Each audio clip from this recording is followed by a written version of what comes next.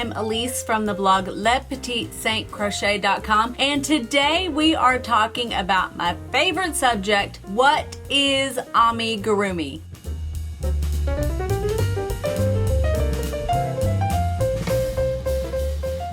Amigurumi is simply the word we use to talk about knitted or crocheted toys. A lot of the time it is exclusively used for crocheted toys. People don't use the term for knitted toys, which is fine, but they are used interchangeably, and sometimes it depends on the style, which we're going to get to. But first, before we go any further, I want you to know that all of the resources that I'm going to talk about, everything is going to be linked in the description box below. So if you want to find something, you're going to find it there. I have a blog post as well that really goes a little bit more into the technical side of amigurumi, the techniques you need for knitted and crocheted toys. I'm going to link that down below too in case you want all the nitty-gritty details. But for today, we're going to talk about the fun stuff here on the video. So now that we have talked about what amigurumi actually is, I really hope you are going to stick around to find out why in the world you should make it. I'm going to give you a little background into how I discovered amigurumi and why I fell head over heels in love with it and why I knit and crochet toys just about every single day. I actually started crocheting back at the end of 2016. I was going through a very stressful time in my life and I found that I really needed a hobby. I discovered crochet, and it wasn't until about a year later that I stumbled upon amigurumi, and I thought, oh my gosh, that is so amazing, but I thought I certainly will never be able to do it. But thankfully, I didn't listen to that little voice, and I found the wonderful tutorials from Woolly Wonders Crochet. I will leave a link for her amazing YouTube channel in the description box below. And I did a tutorial for a little bunny, and I'm telling you, that bunny is the funkiest looking thing you ever saw. He's full of problems and mistakes, but I realized in that moment, I can do this. I know that I can do this. I want to get better. But it was at that time that the incredible Animal Friends of Pica book came out, and when I saw the little frog on the cover, I thought, I've got to make this. And that is the moment when I just started crocheting toys. I absolutely fell in love with it. It really seemed to tap into my childlike imagination. I've always loved children's literature. I've always loved Disney movies. I've always loved those things. And there was something really innocent and sweet about crocheting toys that I loved. Then I discovered the little cotton rabbits. Someone shared that account with me on Instagram, and I immediately thought, oh, I need to learn how to do that. Now, it took me about a year of working on my knitting skills to be able to knit those toys, but that was a process that I really enjoyed, and I wanted to get better and better and better. So for me, amigurumi is a way for me to just have fun, to relax, enjoy myself. I've also connected with so many people on Instagram and Facebook and here on YouTube and on my blog. It's a wonderful, wonderful hobby filled with the nicest people you will ever meet. Social media gets such a bad rap, but in the amigurumi community specifically, you will not see nasty people. They are the nicest, kindest, warmest people you will ever meet. So if you're looking for a hobby, I really encourage you to look into amigurumi, and we're going to go ahead and talk a little bit about the different styles and how you can get started too. The first design style we're going to talk about, and it's probably the most popular, is kawaii. Kawaii is a Japanese term, and it really means cute, cuteness, all the cute things. And if you think about it, like Hello Kitty, all of those just really adorable designs that are just uber cute, super cute. And this little latte and pancake are an example of kawaii. This is from the wonderful book Crochet Cafe, and these little designs have little faces. They don't look realistic. This is an example of kawaii. You can also look at my little Mr. Pencil here. He's a free pattern on my blog. He's an example of kawaii. He is not realistic looking. He's super fun, super cute. That little face and those little pink cheeks kind of gives it away. This is kawaii. Sometimes you will find teeny tiny little toys, like Mochi World has these little teeny tiny knitted toys. So one of the things to know is that sometimes crocheted toys are referred to as amigurumi, and knitted toys are referred to just as knitted toys. So sometimes people do not use the term interchangeably, but sometimes they do. So just know that some people don't think of knitted toys as amigurumi, but they really are, but it's okay. People can call it whatever they want.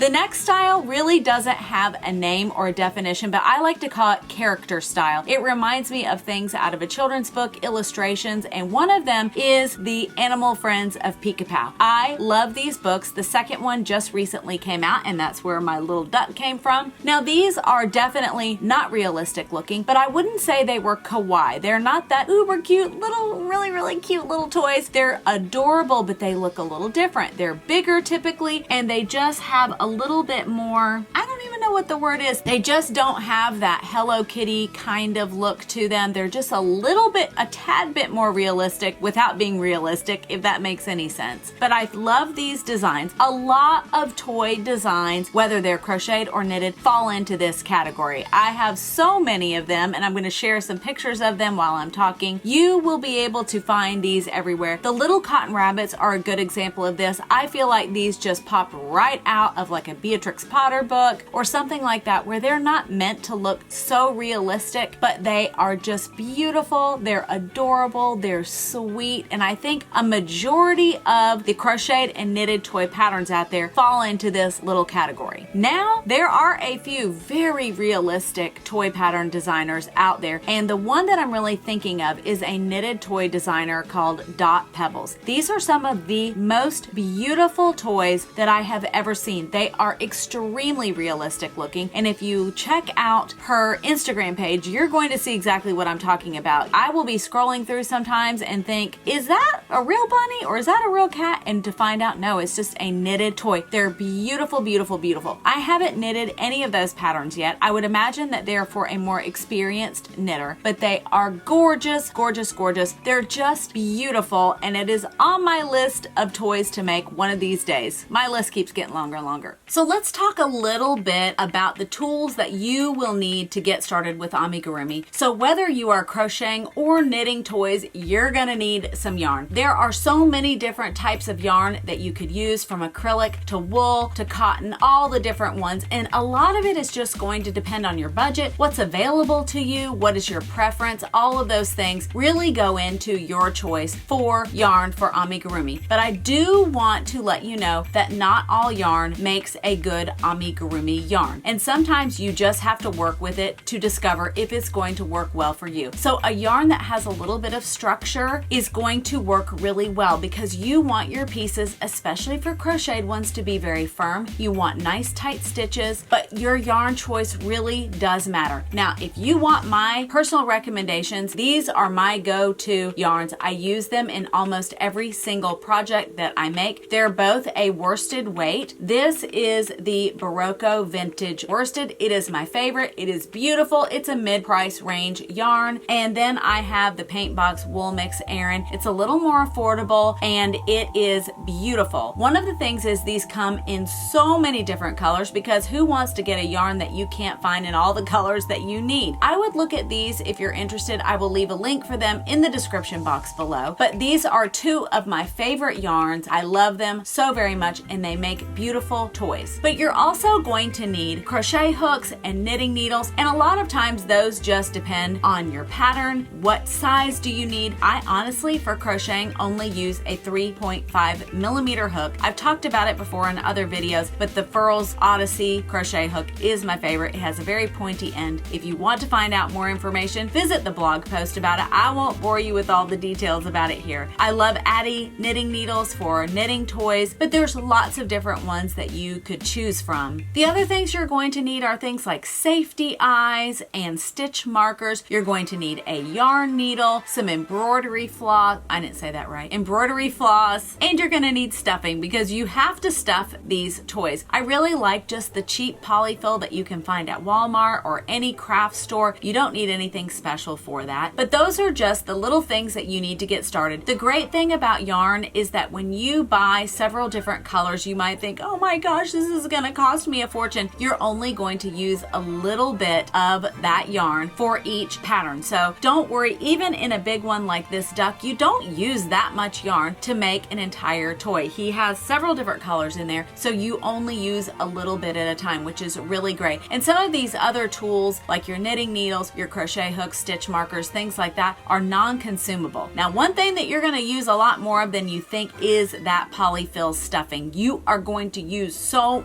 much of it. You wouldn't believe how much stuffing goes into one little toy because you want to pack it in there really good. I want to let you know that I have an Amigurumi 101 series for crocheters, and I have a Knitted Toys 101 series. So if you're looking for really specific techniques and you really need a lot of help with that, check those out. They're going to be in the description box below as well. I really hope you enjoyed this video explaining what amigurumi is, and more importantly, why you might want to become an amigurumi maker yourself. You can also take my quiz whether you should crochet or knit, especially if you don't do either one of them at this point. You might find it helpful to discover if you should start crocheting or knitting first. But as always, I thank you all so much for being here. I would appreciate a little like and a subscribe. That would be wonderful. I make videos every single week about crocheting and knitting, and a lot of times it's about amigurumi, and I hope to see you back very soon.